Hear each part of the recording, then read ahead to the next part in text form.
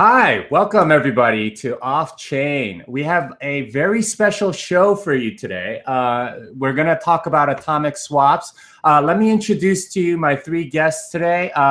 First is the creator of Litecoin, Mr. Charlie Lee. Let's see, did I do something? Show and broadcast. Okay, there you go. Charlie, welcome to Off Chain. Hey, Jimmy, thanks for having me. Yeah, we also have the developer lead of Decred, Dave Collins. He's also the author of BTCD. Dave, welcome to Off Chain. Hi, Jimmy. Thanks for having me. Glad to be here. Finally, we have Jake. He is the project lead of Decred. Welcome, Jake. Is he not? He's not present. Show and broadcast. Oh, there you go. All right. Hi there. Pleasure to see you, and it's great to be on your show. Yeah, it's great to have all of you. You guys made quite the splash on Twitter and on the blogosphere and everything by doing this atomic swap. So let's start with this question, Charlie. Can you explain to us what a cross-chain atomic swap is? Hey, Jimmy, one thing. Right now, the video is always showing my screen. Oh, it is? Yeah, I think you might have it locked to my screen. Okay, here. How about now? Am I coming in when I talk? Not that I could tell. Okay, all right. So I have enabled cameraman, so I can switch between people. So Charlie, can you explain what a cross-chain atomic swap is? Yeah. So cross-chain atomic swap basically means you have two chains like Litecoin and Bitcoin, or Litecoin and Decred, and someone on one side wants to swap his Litecoin for Bitcoin, and someone on the other side wants to swap his Bitcoin for Litecoin, and they want to do it in a way that's safe, where neither party can defraud the other party because they don't trust each other, and do it in a decentralized way where it doesn't require a third party. So the technology of cross-chain atomic swap just lets you do this swap in a way that it's atomic, meaning that it either happens or it doesn't, and it's across both chains. Okay, and how is this different than Lightning? Because I think a lot of people sort of associate cross-chain atomic swaps with the Lightning Network. Yeah, so previously we've talked about how Lightning networks would allow easy use of cross-chain atomic swap. The cross-chain atomic swap with Lightning would be a little bit different, where it would be using Lightning networks, and it will be instantaneous. So what we're doing today is not instantaneous. Like, it requires 4 separate on-chain transactions, and you do one transaction, you wait for it to be mined, and you do another one. With Lightning network, it will allow for assuming both Lightning networks are up and running, it would allow for instantaneous cross-chain atomic swaps. I see. So this one is a little bit slower than the Lightning Network version, and there's probably other benefits and drawbacks as well. But it sounds like, yeah. The fees will be different, right? This one would require on-chain fees for both parties.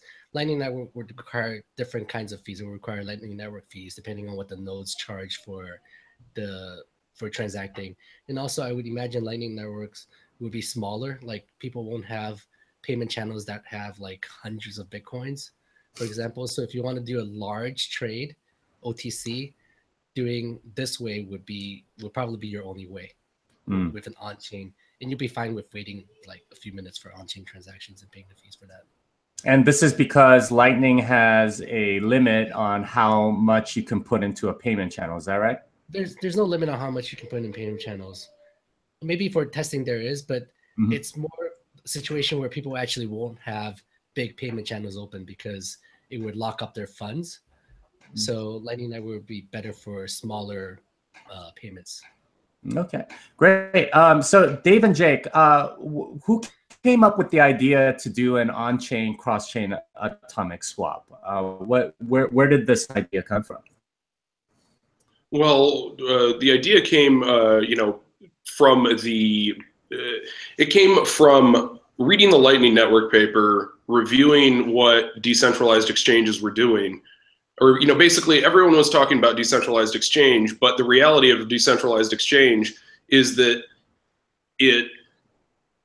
I think someone does not have it muted, but whatever. The atomic swap is basically a simplified version of the off-chain atomic swap, and a number of decentralized exchanges were not, they're offering products, but they weren't making it simple. Basically, they were inserting themselves as an intermediary to do these atomic swaps, and rather than do that, what we decided to do was go, we looked at it and said, this is really low-hanging fruit, and not many people have done this, so we're going to go ahead and start the ball rolling and, take it. Okay, and when did you guys start to collaborate on this? Because the first cross-chain atomic swap happened between Decred and Litecoin. The first swap that happened, we decided to collaborate as part of the bring up procedure, because in order to make this work, we tested it on testnet, and that all worked. But it's not really concrete until it's on mainnet, and we didn't have anyone who had Litecoin or Bitcoin laying around who was ready to roll as a counterparty. And Charlie kindly volunteered himself to help us debug the process. So it was a little painful on the first run or two, because the swap binaries end up integrating against several different wallets, and they all have slightly different behaviors. So that was there were some growing pains there, but we got over it. I see.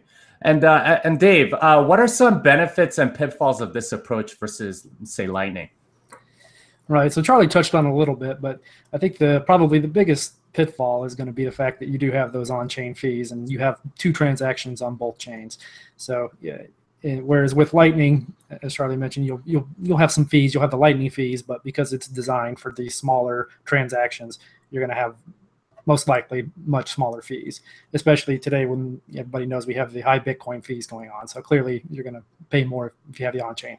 But I think that, especially when you're talking about the larger OTC trades, which is what these are most useful for, it's a very small percentage of the total swap amount. And in fact, typically that fee will be lower than what an exchange fee would be if you were to go through a regular exchange for that purpose. Okay. Another huge benefit, of course, is that unlike with an exchange, there is no trusted third party. So that's really why these are so exciting, is the fact that it completely disintermediates the exchange from the process. It's impossible to steal the funds. A third party simply never has them.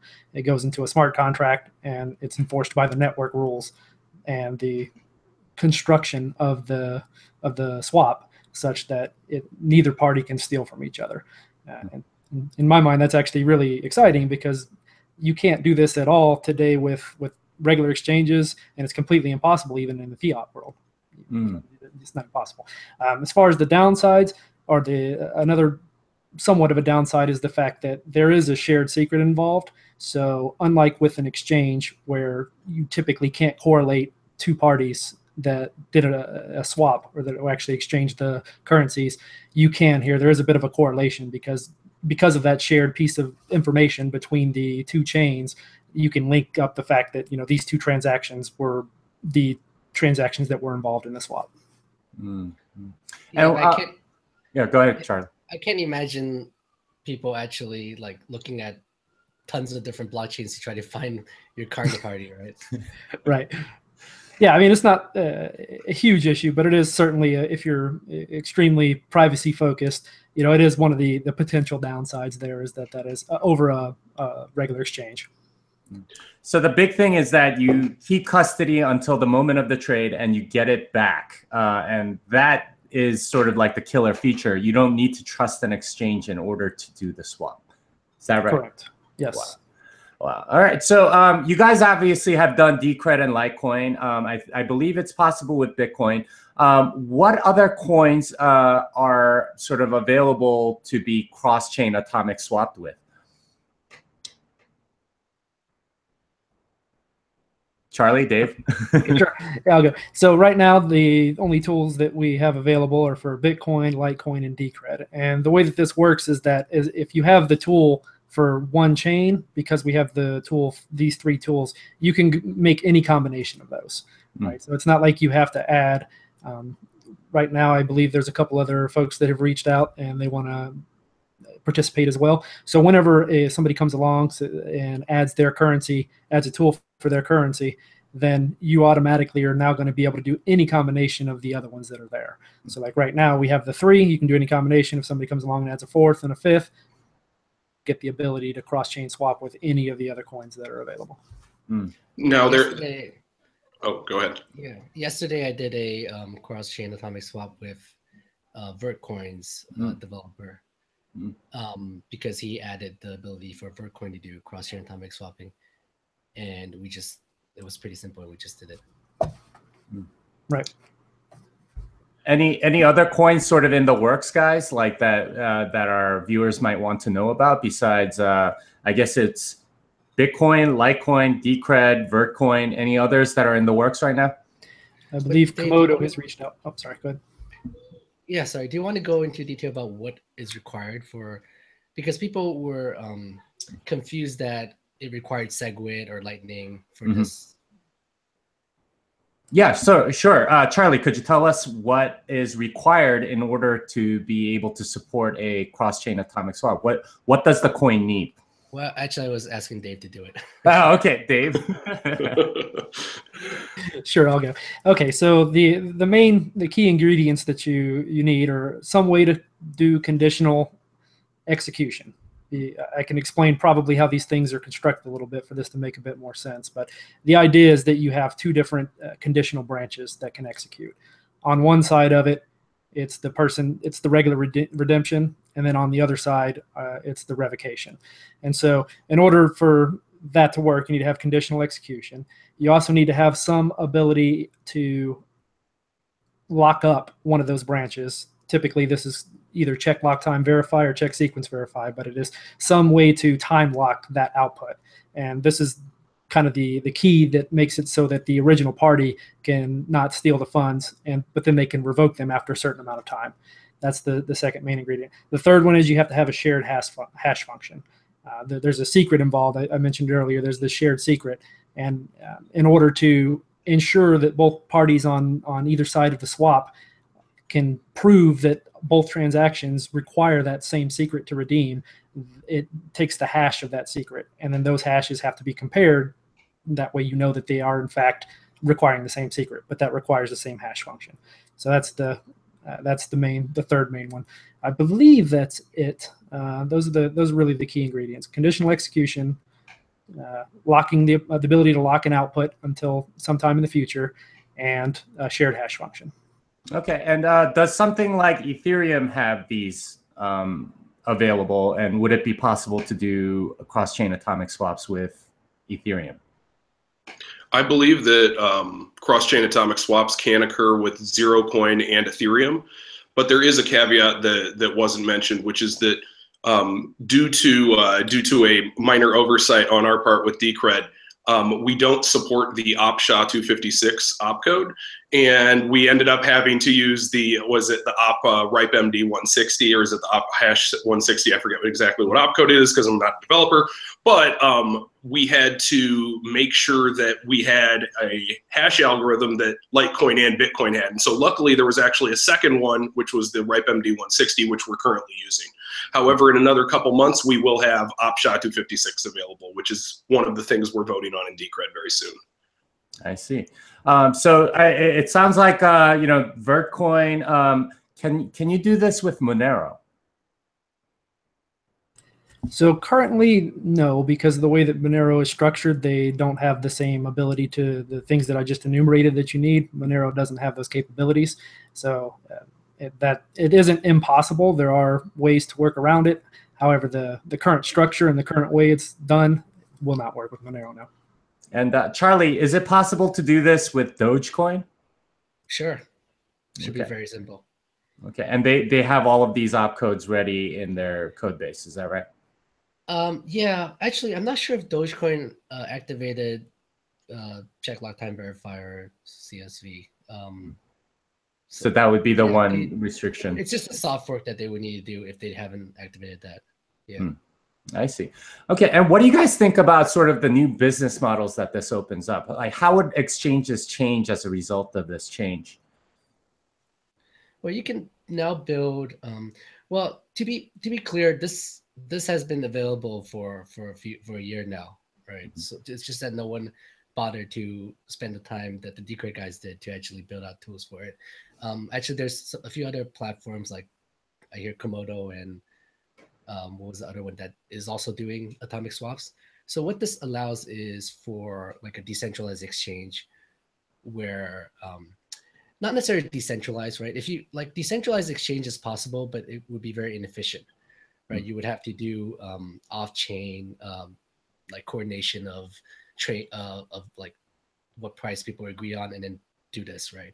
So you can have something like a centralized exchange, but where funds are not at risk, right? The exchange can actually, you can like imagine everyone creating like a payment channel to an exchange or something like that, where you would have funds that can be locked up and you can do atomic swaps, but then you always have control of your funds at all time. Okay, yeah, so you continue to keep custody, and that would change things. How would you pay the exchange, like a commission? Like how would that work with the system?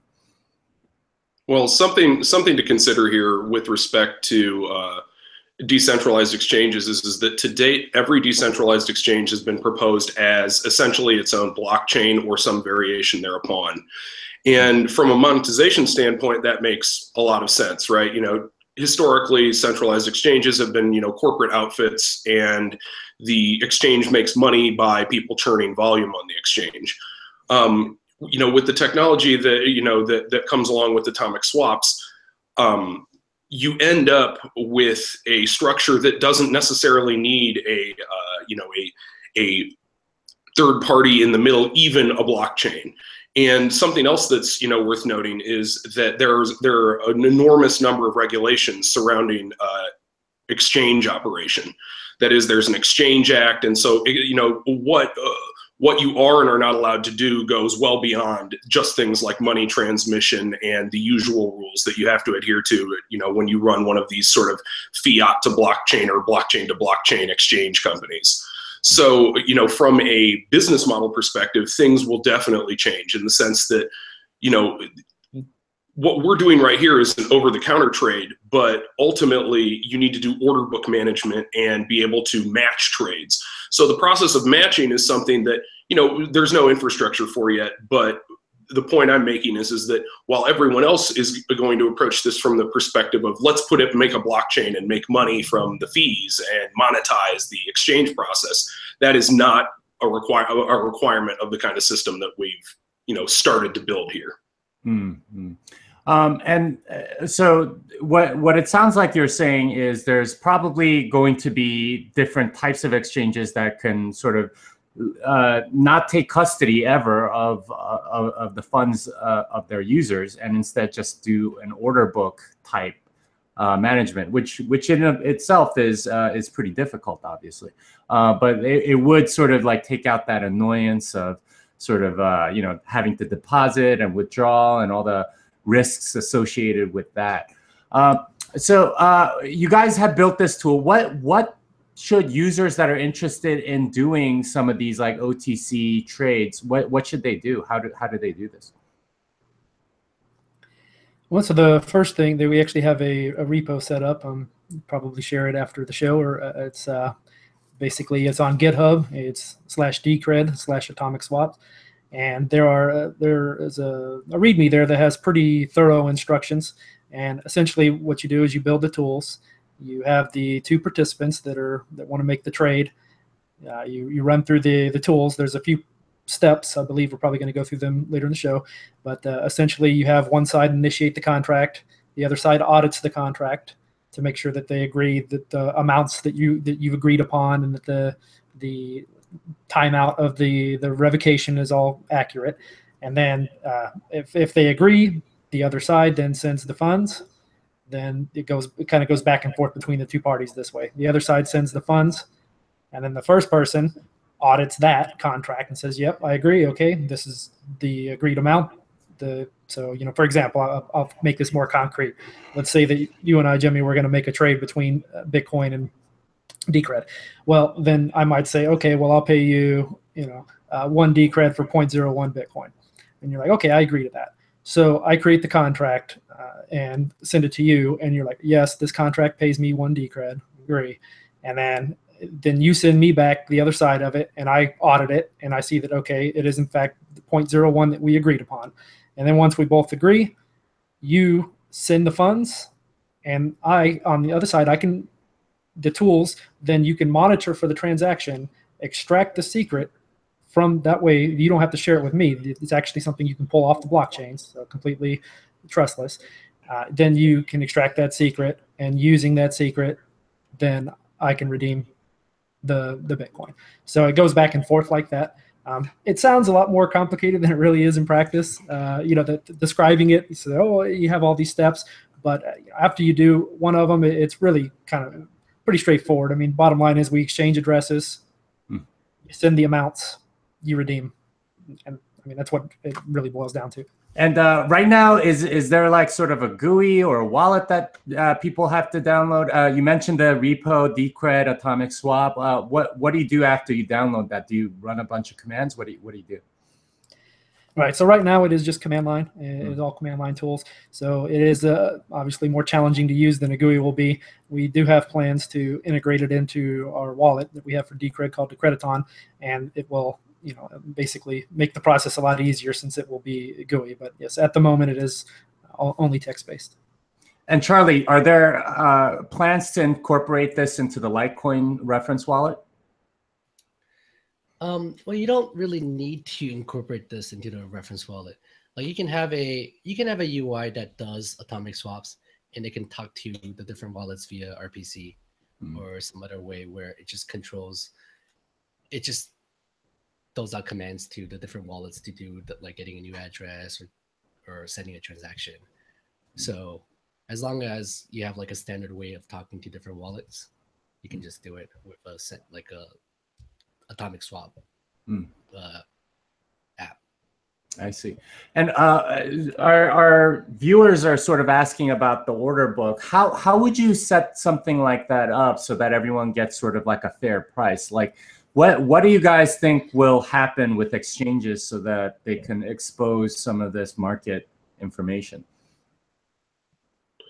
In terms of exposing this information, I mean, just to give you a rough idea, right, the way it would work for an OTC trade from a procedural standpoint, Dave's explained the nuts and bolts of how the actual exchange process works, but you could have a channel called OTC in a chat of any sort, and then people can basically turn it into an open outcry pit, roughly speaking. If any of you are familiar with the old way things used to be traded.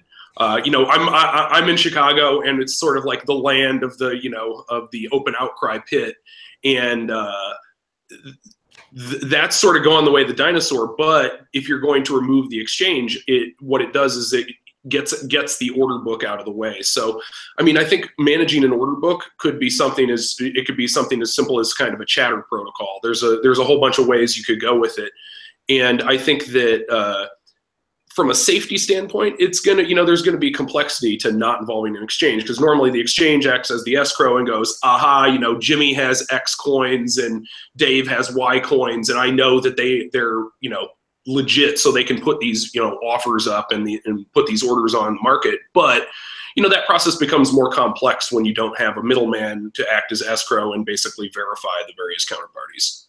Right. All right, so Charlie, I know you have to go pretty soon, but I wanted to ask you, you're pretty enthusiastic about Decred on Twitter. What was it that brought you in to think about Decred and sort of explain? So one thing about Decred is the hybrid proof of work, proof of stake model, and they have a really strong team. And they're just doing something different. They are trying to do governance on the blockchain, which is something that seems pretty crucial, seeing that what we're seeing right now with the Bitcoin scaling debate, right? It's just Bitcoin can't decide what to do. for Litecoin, for better or worse, I'm around so I can kind of help guide the chain, which is good and bad, right? Having someone, having kind of a benevolent dictator is good, but until that dictator does something bad, right? So with Bitcoin, without Satoshi around, without a central figure, it's good, it's decentralized, but that also means it's inefficient, right? Decentralization is just inefficient and means that you just can't make decisions, and so things come to a stall. What Decred is trying to do is to put governance on the blockchain where people can actually stake their coins and vote on where Decred should head towards. I think Jake and Dave can probably speak more to this than I can. Jake, Dave, do you have anything to add about why Charlie with Decred? I mean, Charlie. I think Charlie sees some value from what we did is we took advantage of a model that not only was someone else had created, but that Charlie and the co-authors on his 2014 proof of activity paper had actually analyzed from a threat model perspective, and that analysis was extremely helpful from the perspective of looking at that analysis and giving me the confidence to go, you know what, this model can definitely work, as opposed to just being like, I'm going to the casino, roll the dice, and I feel like the thing, Charlie's perspective as a co-author of that paper definitely affected his ability to evaluate whether this was a good or a bad idea. So that probably played into why Charlie liked it. He was like, oh, I've looked at this and I know this works, so let's check it out. Putting words in your mouth there, sorry. All right, so I think, Charlie, do you want to show us a demo of how it all works? We had planned earlier today to do sort of a live on-air atomic swap between Bitcoin and Litecoin. Unfortunately, my node do a reindex, and that takes like 5 hours, and that just it's not working for me right now, which is very unfortunate. But Charlie has volunteered to sort of show us what would happen. He's going to essentially trade with himself, so he doesn't realize this, but it would be great to see a demo. So Charlie, if you want to take it away and share your screen or show us whatever it is that you want to show us. Sure. Let's see. Let me try to share my... Yeah, you have to click that green thing on the left, I think. Yep, 1 second.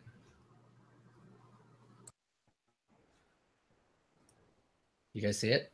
Yes. Yep. Okay.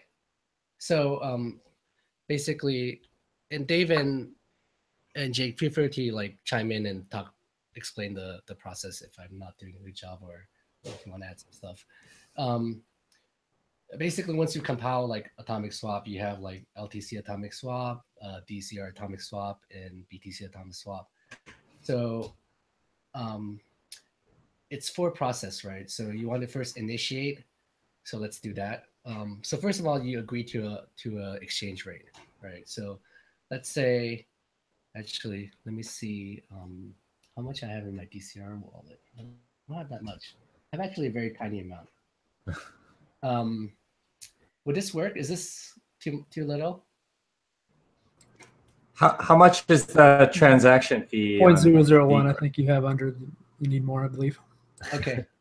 Why don't you guys send me some Decred? How about that? Let me see what I could do. This is how I make my money. I apologize. I only hoard Decred. I don't actually spend it. I send an address to you guys, so send me some Decred and we'll get to it. All right, let me see if all my Decred is like being staked. Yeah, same here. They're all locked up. So that'll be funny if none of us have any free Decred. All right, I have some. I'm sending some. You got it? Okay. I was gonna say I can send it if not. Okay. So So initially, let's say we decide like 1 Decred for 1 Litecoin. So let me get a Litecoin address. What you do is Right. So usually what this would be is you'd have the two parties, right? So let's say that, or Charlie and I were doing the swap. So I would create a Decred address and Charlie would create the Litecoin address, and he's going to show both sides of it. But the general way that this works is that you have the two people involved, and then we swap the addresses. And so that's the first part of the process he's going to do here. Yep. So the first process is to initiate, and then this is the Litecoin address. So party A is paying party B at this Litecoin address 1 Litecoin. Oh, I have to unlock my wallet first. Give me 1 second. I'll put the screen share away from you while you type in your password. I'm not sharing any of my sensitive stuff. Okay. What, you don't want to type in your passphrase on Google here? No. I don't have that many. That's great. Yeah. How much is in your Litecoin wallet there? I think you had more than one, I guess. I had 10 Litecoins. Okay. Okay. So it is. Basically, the secret is created randomly. This is the hash. So and then this is the contract transaction, and the refund. So what this is if the other party reneges and decide not to go through with this, after 48 hours, you can pull the money back. So the money is sent to like a multi-sig contract, right? Where it can either be sent to the recipient or it can be pulled back by you after 2 days. So publishing the contract publish. So what you do now is you send this contract transaction to the other party, right? You basically send them this, and then you can also send them the contract transaction, which is what will be mined into the blockchain. So you send this to the other party will audit it. So right now I'm acting as party B, and I'm going to audit this contract, right? So audit. By the way, is that 48-hour expiration changeable, or like can you set that to something more custom? I don't believe there's an option for it, but it would certainly be possible to change. It's it's just one that gets it's just something hard coded to the code right now. Right. It's 48 hours for the first transaction, 24 hours for the second one, right? So audit contract. This is this party B. They would look at the contract. Right. So typically what would have happened there is, so if Charlie were creating the first side of it, for example, then I would get this and I would audit the contract. And what I would be looking at is that, okay. Dave, you muted yourself. You need to unmute. Excuse me. Right. So what we're seeing there, then we have the 1 Litecoin contract value. So that means that, he wants to trade 1 Litecoin, and the recipient address is there. That's the LH address. And so we can verify that are these the correct addresses and the correct amounts? That's what this step is doing. Yeah. So I ran the code auditing this contract. It shows that the contract address, the contract value, and the recipient address. So this is just the recipient. Party B will see that, okay, this contract is paying 1 Litecoin to party B's address. So that's good. And then this is the secret hash. So party B now knows the secret hash, but he doesn't know the secret. So without knowing the secret, he wouldn't be able to, we can explain this in a little bit. But right now he can create the second address, the second contract, which is to participate into it with it. So for that, he would need to do Decred because he's sending Decred to party A.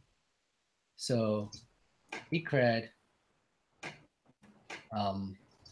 you participate. Oh, you should check your balance, Charlie. See if you got the 1. Okay. Yeah. So I do have 1. It's not spendable yet because it's not confirmed. But now I need to get a new address. So this is the party A's Decred address that he wants to receive, right? So party B would now send create a contract for this address. So participate, party A's address, amount. So for this example, we're just doing 1. Or actually, we should do less, 0.5. And then the secret hash. So the secret hash is what he got from auditing the contract, which is this. So the passphrase. Okay. So this is the contract the party B is doing. And everything looks good. He hits yes. And actually now it's broadcasted to the Decred network. Here. Can you guys confirm that it's on the Decred network? So, let me see. Yep. So now party B sends this contract and contract transaction back to party A for party A to verify. So party A would now do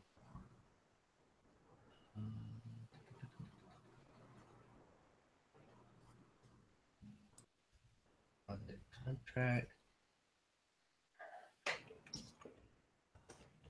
Contract and this contract transaction, and then it will see that yes, it is paying 0.5 DCR to the address we provided, which is the DSUAV address. Right, and So just to now- clarify once again, the idea here is that both parties at this point are just initiating the transactions, and before any funds are sent, because there's no order book process, right? These are the two parties that are looking at it and saying, yes, I agree. In this case, he made it 0.5. So you're saying that one party says, yes, I agree that I'm going to trade, 0.5 DCR for 1 Litecoin. And so that's why we're looking at the amounts, and the addresses are in fact the correct addresses. That's the intent of what's going on here. Yep. And since party A is the only one that knows the secret right now, he can redeem this party B's transaction and actually take the Decred now. And because the transaction is hash locked to the secret, right? So because he knows the secret, he can redeem it. And the idea is that after he redeems it, the secret is now public, and party B can also redeem his transaction and take his Litecoin. So now this is me acting as party A, redeeming the Decred now. So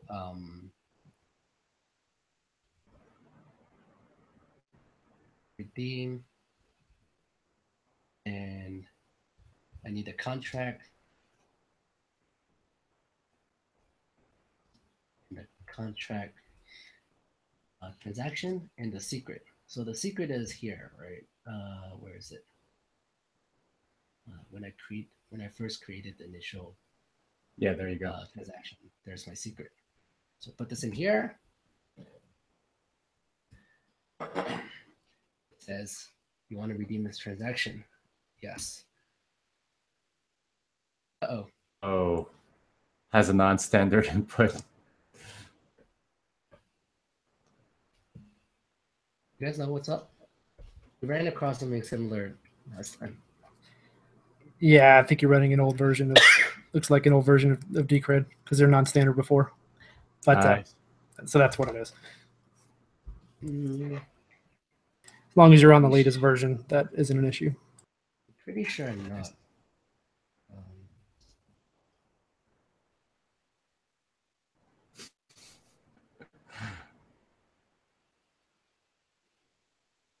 That's atomic swap, though. I think Dave's talking about the actual Decred binary. Correct. Oh, okay. Right, not the swap tool, the actual Decred binary, right? Yep, the Decred wallet binary, or which one? The daemon. DCRD. Yeah, so you need to do a go get on like github.com Decred or something like that. Well, I think this is a good point to make an aside about standardness. Mm-hmm. There is those of you familiar with the internals of Bitcoin and crypto, Bitcoin-like cryptocurrencies, is there's two layers at which sort of there's enforcement as to what kind of transactions are allowed on the network. There's a standardness check, and then there's a consensus check. The the contracts that we end up using here with atomic swaps are don't meet the standardness rules currently in Litecoin and Bitcoin. I believe what Dave was saying is that they've been added recently to Decred. Is that accurate? Yes, in the most recent version. That's correct. And what's like, what can substantially streamline this process? And I presume you saw during the initiate and participate steps, each side is authoring the contract that performs the swap. That step where you manually have to share that information can be what do I want to say here? That part could be automated away so that you just watch the blockchain for it if the standardness rules were changed for Bitcoin and Litecoin. I believe there's even a zero cash related BIP in place to make these on-chain swap transactions standard in Bitcoin. So in order to streamline this process, one of the steps that could really help would be to make these transactions standard. And I think Dave has something to add here. Oh no, I was just helping out Charlie. But right, so but as Jake was saying, that's kind of essentially what is going on here is just that he has an older version of the software, and so whenever you run the latest version of it, you don't run into this. All right, see if I can help him out. Well, I can. Oh, go ahead. The joy of doing things live, right? Yeah. Oh man, that's why it's hard to do like live coding demos and stuff, because it's and oftentimes you run into stuff and you're like, oh man, I forgot about that. And right. Yeah. It's not like the movies. Like, people always show in the movies people are hacking, right? Like, oh my God, this is happening, that's happening. And the reality is that somebody had to sit down for like 3 months to make something happen. And it's just not as dramatic as it is in the movies. It's like nothing happens in 3 minutes or even 5 minutes, or in a lot of cases an hour. It takes like weeks and months and years of work to get this stuff to work. I love how in the movies they have like just that one big progress bar on how quickly it's decrypting something, and it's just like, and then it just sort of happens. Yeah, real software doesn't have giant progress bars that take up the entire screen. Yeah, I just gotta wait 5 minutes for this process to complete. And it's like there's been a room full of 10 people working on this for 3 months, and they're gonna like, oh, it's a progress bar. Almost there. All right, almost there. There we go. Okay, yeah. Charlie is doing Glide. Oh, you're using Glide to do it. Nice. Okay. Just recompiling, getting DCRD. Yeah. Okay. Yay! Wait, resource. Oh yeah, you got to shut down the current one, I think. Yeah, I'm using Decred, so it's a little bit messy. Let me. People are saying that they're lost. Just probably, it's probably gonna take you a bit to get it going there, but you can just show the rest of it without actually doing it, I think, right? No, 1 second. I can get this working. Well, I guess another thing to talk about is beyond the standardness checks. I mean, sort of the future of this is really to have it integrated into either a single binary that talks to multiple wallets, or have it integrated into individual wallets so that they can act as the endpoints of this exchange. Now, provided the standardness checks get added to all of the currencies that do the swaps, literally the complexity of this, the initiate, the participate, the audit, the redeem, all of these steps would be condensed into literally the wallet does everything except you just need to get the address from the counterparty. Mm-hmm. So that, that's really what we're looking forward to in terms of a user experience. The user experience of, copying lots of text around and waiting 5 or 10 minutes, over some Slack channel. That's what we're hoping to, fix in the longer run. So Jake, that brings up a really interesting thing. Is there sort of any staking for a cross-chain atomic swap? I imagine a lot of different communities would have to come together and come up with some sort of standard to do atomic swaps in a way that's sort of extensible, that every wallet can say that they support or something like that. Are there any sort of movements towards that direction? Well, there's work that Dave has been doing that brings us into line with what we expect to be the rough standard here. So basically, as Dave has explained, there's a contract. The contract has branches. There are these conditional branches. In order for the atomic swap to work properly, you need to have a shared hashing function in the transaction script on each one of ththese chains that you're swapping between. And we're adding the SHA-256 support because we view it as being most likely to be the new standard, so that we're trying to standardize that. And something that we hadn't mentioned before is that the contract that we're using and that other currencies are using for atomic swaps is based on a post from 2013 on Bitcoin Talk by Tier Nolan. And that contract, it's pretty compact, it's pretty slick, and it does the trick. So that's what people are working off of in terms of creating a standard. That with the with an op SHA-256. And is all that roughly accurate, Dave? Correct. It looks like Charlie got it working as well. Yep. All right, let's look at it. Okay, this is fun doing a live recompile. No pressure. Okay, so doing this redeem. Now, transaction. So basically, I am going to publish this redeem transaction, and now I grab the one, party A grabs the one DCR, right? So now party B can actually see that. Let me see if I can share well, actually, you guys can share. One of you guys can share the Decred block explorer and what party. Which transaction do we need to show? I can show that. So, yeah. Jimmy, can you unpin me? Yeah. Okay. Yeah. You're unpinned, but I need that transaction pasted into chat or something so I can grab it and show it. Click on that link in chat. Oh, that's a good idea. Okay, and let me share that.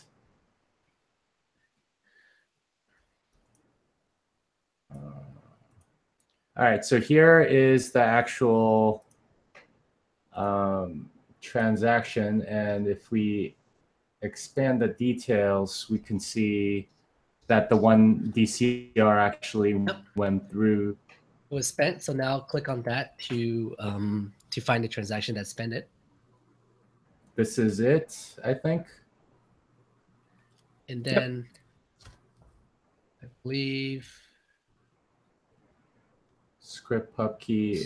Would this be the script sig here, or is it this one? No. No. So which one? So yeah. So this is the transaction that spent it. So you can actually see on the right hand side that the 0.5 DCR went over, and then the change is the second output there. Already 6 confirmations. Yep, so can we get which one do you want, Charlie? Do we need the raw transaction for the redeem transaction, right? So the party B can actually get the extract the secret.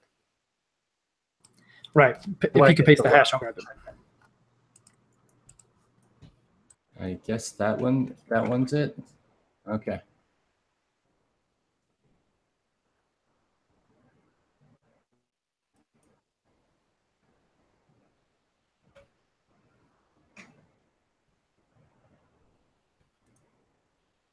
All right. Is that the right hash, Dave?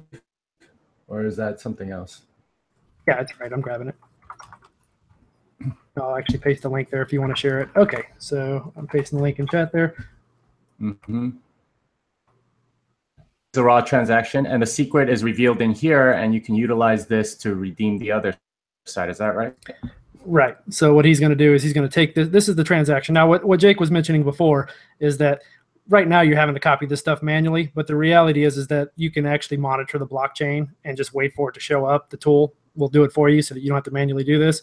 And whenever it sees the transaction, then it will go and pull it out automatically for you. Obviously, right now, this is a bit manual. So this transaction is actually, this is the contract transaction. We need to find the redeem transaction. Thought you grab me must have given me the wrong hash. Grab me the hash, the one that your redeem transaction hash. If you can go back and paste that. Yeah, but you should be able to get from, if it's mine, you'll be able to find it, right? The 0.5 Decred is actually redeemed. But right now, I guess we're waiting for it to be mined. Oh, is that what we're doing? Yeah. Yeah. So it takes about 5 minutes for Decred. Correct. Do you have Right, so there's a transaction. Okay, all right, yeah, there we go. All right, let me copy and paste that into here. And that should show it, except it's no matching. Right, it just hasn't gone through yet, right? It takes 5 minutes, right? And that's what we were mentioning before as well. Because these are on chain, you have the timeout period, right? You have to wait a little bit of time for it to actually be mined into the chain. Pretty standard stuff. Well, I mean, in terms of extracting the secret, you can extract the secret straight out of the transaction, right? You don't need to wait for it to be mined. Correct. Do you? Okay. Yeah, it just doesn't show up on the block explorer until it's mined. That's what it sounds like. It doesn't have a mempool in there or something. No, it does, but remember these are non-standard, and so it's just that the block explorer hasn't been updated yet to be able to show it. I see. That's unfortunate. But we do have the raw transaction right there showing on the screen with Charlie, and you could extract the secret from there, obviously. Yep. So assuming we waited 5 minutes and it gets mined, so let's get to that step. Can you pin my screen? Yeah. Okay, so this is the redeem transaction, and we can now extract the secret from it. So going back to Litecoin, let's see, what is it? Extract secret. Redeem transaction and the secret hash.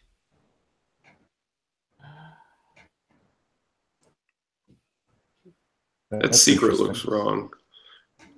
The secret. Yeah, you gotta. The secret's. The secret's that's the hash of the secret. The secret's higher up in the scroll back, I think. We want the secret hash. We're trying to extract. Yeah, you want the secret hash so it can be extracted. Oh. Right. I think that's the wrong raw transaction is what it is. It has to be, right? Because it's telling you it doesn't contain the redeem or the secret. So, it's not the redeem transaction? So paste that E4. Yeah, that's why. Because that was look at what Jimmy shared. It was the F5. See your published redeem transaction, the hash down there, E45F? That's the one we need. Okay, so let me see if I can find that. I did publish that. I did send you guys that. Yeah, it's not showing up on the block explorer yet. And then if we had the if we had the higher transaction, that would work. Unfortunately, it's Decred hasn't mined the block in a little bit. Let's see. But I'm surprised that we're not able to extract the secret from this redeem. Yeah, you should be able to. So that's a little bit. Oh, strange. My bad. I was using LTC atomic swap instead of DCR atomic swap. Oh, I see. Yeah, there you go. Yeah, trying to play both. To extract it from DCR atomic swap. Yeah, it's a little bit harder when you're playing both sides, right? Because it's not on the Litecoin blockchain, obviously. It's on the Decred blockchain. You have to look at the Decred blockchain. Self-dealing, harder than you thought. Yep. So. And then you need the secret hash. The secret hash. This works, but okay. So now, party B is able to secret. Yay! So now it can pull his one Litecoin now. So now, right. So to be clear there, because it took us a while to get there, what happened there is typically the original party redeemed the funds on one side, and in the process of that redemption, they had to reveal the secret. And so what the command, the extract secret command that Charlie just ran is doing is it's looking at the transaction that was on the other side of the swap, and it's pulling or extracting that secret out. And now that it was able to extract that secret, the other party can use that secret now to redeem the other side of the swap. And that's really kind of the heart of the trick there, is that because that same secret is required to spend on both sides, that's why one party can't cheat the other. So now if you look at my screen, I'm redeeming the Litecoin part. Yeah, Litecoin. So one Litecoin is being redeemed. So I do yes, and now this redemption transaction is published on the Litecoin Block Explorer or blockchain. Okay. So basically you traded half a Decred for one Litecoin, is that right? Yep. Okay. Correct. Good deal. Wow, that's a really good deal. I wish I could get in on that. Jimmy, I pasted the insight link for Litecoin. Okay. I can share that, yeah. So let's unpin the screen. Yeah. Charlie, it's great that you ran the ball on the live atomic swap. It's appreciated. Yep. Apologize to the viewers there for the delay, but hopefully you're able to follow it. I know it was a little bit challenging with the issues there, but just to kind of recap what happened there. One side sent the funds or created a contract with the initiate, and then sent that contract on the other side was audited, and that way it proves that the amount that was sent and the address, and it's going to the party A's address. Then once party B has audited it and proved it, party B participates, and what that does is creates the transaction to send the other side, for example, the Decred, back to Charlie, and that then you give that transaction back to party A. And then party A will also audit it and say, yes, okay, that's my address, and that's the amount that I agree to. And that way everybody's on the same page. This is the swap that we want to do. And then once everybody agrees, the first party actually redeems the amount, which basically means that the Litecoin or the Decred, just depends on which direction you're going. So they redeem that amount. And the other party now can see that redeem transaction and extract the secret out of that transaction, which allows them to spend or to redeem their side of it. So initiate, participate, or initiate, audit, participate, audit, extract, redeem, and redeem. That's it. Yeah. Basically, what you have is a trustless exchange where neither party can really screw the other one. Usually, this tends to be a big problem in almost all kinds of commerce, is that you don't know if you'll get paid for the goods. You need to do the swap sort of at the same time. This is interesting because you're able to do it sort of over a period of time in such a way as to have basically the blockchain be the escrow. Very interesting stuff. We obviously got everything swapped here. Charlie did it with himself, so thank you for that, Charlie. That was that was great. That was great. Yeah, because Litecoin is so fast, it's already confirmed. Okay, well, there you go, and there's definitely a lot of different things that you guys seem to be doing together. Are there plans for any further cooperation besides sort of this atomic swap stuff between Decred and Litecoin and Bitcoin, I guess? Yeah, I would expect I'm not exactly 100% sure how far along they are in Lightning development, but I'm pretty sure we're fairly around the same level. That's kind of why we've been collaborating on this as well. I'd actually like to do an off-chain swap with Charlie as well as soon as we have that working. Very nice, very nice. So a Lightning Network cross-chain atomic swap is in the works between Litecoin and Decred. Is that right? It'll be a while because we have to wait for our vote to pass in order for Lightning Network to be active. But yes, that's on the agenda. Okay. And Charlie, before you go, what are some features you have planned on Litecoin going forward? For Litecoin, one thing I really want to add to Litecoin eventually is more fungibility, privacy, right? So something like confidential transactions or something similar. So that's something that I'm really excited about. It's one thing that's preventing Bitcoin and Litecoin from being like a perfect form of money, right? The fact that it's not fungible. So we'll see how that goes. There's a lot more research to be done. by Greg Maxwell and others to improve, cut down on the size of confidential transactions and make it better. And also, I think it'll be more of a, it's less technical and more of a regulatory concern if we make Litecoin or Bitcoin more private, because that could sound bad for regulators where they can't track transactions. It's good for consumers, but we'll see how that goes, whether or not there's pushback on that. Okay, so one more question before you go. What is that painting behind you with the chicken? This painting is, so chicken has been like a meme for Litecoin for a while. Goes way back, and so this painting is a chicken on the moon, holding onto a Litecoin, and you can see Earth right there. So the small thing right here is a Litecoin. I don't know if you guys can see it, and so it just means, it signifies Litecoin getting to the moon. And who made it for you? What's the story behind the painting? Like, it was an artist who posted on Twitter saying that she's painting these paintings for crypto, and she was selling it. And I saw that this is such an awesome like representation of Litecoin going to the moon that I decided to get it. And yeah, so I'm gonna put it in the back and having a chicken look at me all day long. Okay, great. And Dave and Jake, what are some features you have planned on Decred? What are some things that you're planning to do in the near future? Very soon here, we're going to be releasing at least the back end, and then shortly thereafter the front end of our proposal system. And our proposal system is a sort of a generic time-ordered, via the blockchain file system.